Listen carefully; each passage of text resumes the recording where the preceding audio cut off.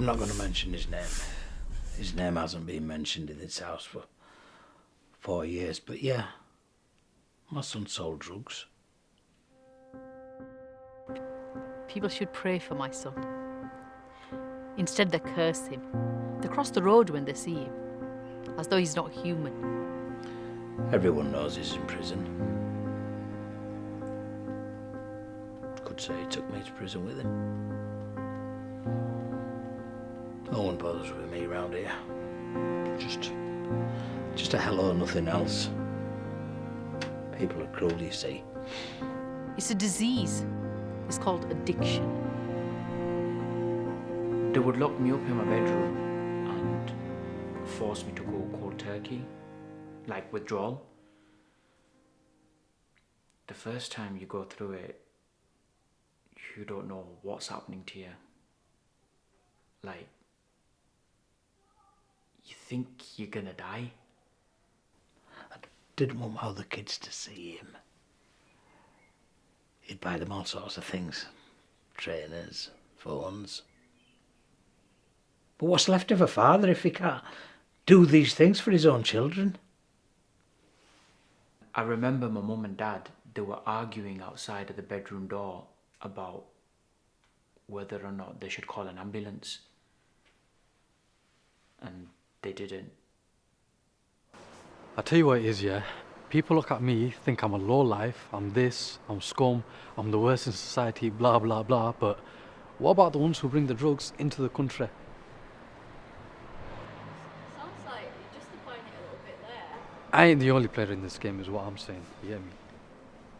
I'm 26 and I spent 6 years of my life addicted to hard drugs. It's really scary. Drugs are scary. I was scared 3 years ago when I found out my youngest was addicted to heroin. It broke me. I lost my job, I lost my career. And then my husband said, we're going to throw him out. And I said to him, Habardar, is this why we ask Allah for children? So when they make a mistake, we just throw them out? People already think our children are worth nothing, like empty shells, like washing on a line, as if they're going to go with wherever the wind blows them. Whether they take drugs or they sell drugs, they're not important to people. It's insignificant.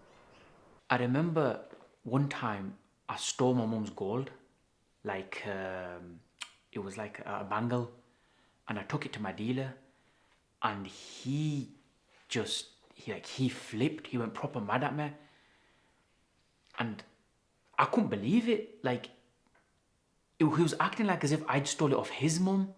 But you do agree, like, it's criminal? Yeah, I agree 100%. I agree 100% with you. But you're telling me a 9 to 5 is what life's all about. I missed one payment on my rent and the sad...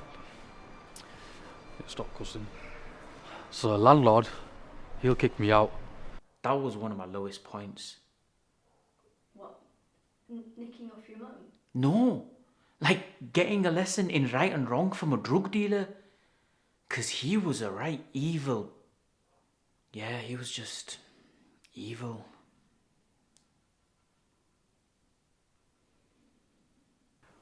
We worked like everyone else worked. It didn't matter, it was about halal wage. That was the most important thing. Not like these days. Everyone wants the latest things, yeah. No one wants nothing. Everyone wants to be living nice. You do get them who are in it for the fame and all that, but most people are in it so they're living nice, families living nice, and that's all it is, really. That one who gives drugs to my son, he lives around here. I want to say to him and the rest of them, your money is going to drown you. The cars and the clothes, they're going to burn you. That's how I feel. Qasme, they're going to strangle you in the grave, in the cupboard. I want to blame someone too. That's how I feel like a mother.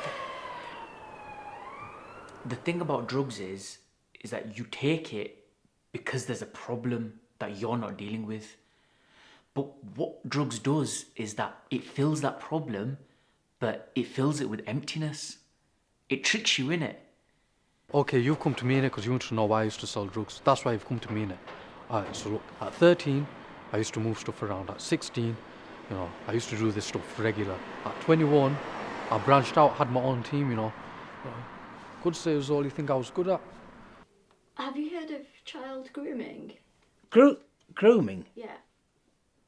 Yeah, grooming. It's simple. So you got young lads on street corners who got fuck all to do, yeah? And they'll choose the one that looks proper poor, yeah? They'll go to him and give him stuff. You mean like, if somebody gives me something, I have to feel like I have to do something for them? They'll get him to do low-level shit, and that's how the next young guys come through. And that's how I came through as well, That's a cruel thing to do, isn't it? To take advantage of somebody in such a way. Sick even. You want to make money like that as a young guy, that's what you got to be doing. I'm out of that now anyway. The stress, the jail time. Jail's not for me. And one thing I want to tell you is, yeah, you end up in jail, you're never getting those years back. They say most drug dealers get groomed, like, at a very young age. How young? Everybody wants to be someone, you get me? Like, there's a drive in them. It's natural. I mean, what was your son like? It was like every other child. That's what it was like. Like every 12, 13-year-old. If somebody else's children were going through drugs, I did think it was bad parenting and maybe it was their fault and maybe it was their upbringing until it happened to us. We've been talking about smoking and not smoking to our children since they could listen and hear. And here's our own son. We're professionals. We are professionals. We live a good life. Our son is addicted to heroin. It's likely, isn't it, that he would have been groomed into drugs? So you're saying my son was innocent? That he wasn't bad? He was tricked into being bad? Is that what you're saying to me? That he was trapped? You're saying this to me now? Why didn't he come to me for help? That's your next question, isn't it?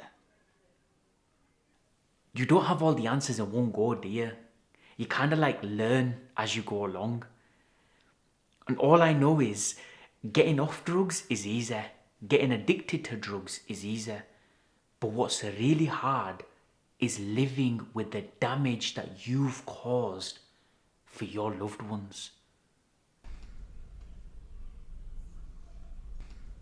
Your son... Kasim. His name's Kasim.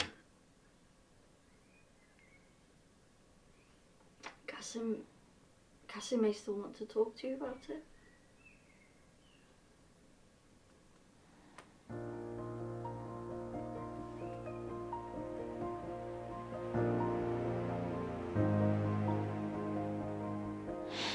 If it can happen to us, it can happen to you. Instead of judging and pointing, see if we can come up with a solution to get rid of this problem, this addiction, this crisis our children are going through, and show some compassion, show some care, forgiveness, but compassion. It's my turn to do something good now for my family, for my community, for the young lads out there who had nothing, or who have nothing like how I had it. Maybe we need to show that compassion to our children, and not just mine, and not just yours, but everyone's. So if I see some young lads going down the same path that I went down, I'm gonna tell them straight. I'll be like, look, when that guy comes to you and gives you stuff, just say no. Say no. And when you say no, you've just saved yourself, and you're a brave young man for that. You get me? Like, you got something real growing inside you. So keep it strong, innit, and keep it growing. Life will be good for you. It will, I promise you that. He'll be stronger for the mistakes he's made, for the things that he's gone through. He'll probably help others. My son's not waste. He's not nothing. It's true. Every word I said, man. Every word is true.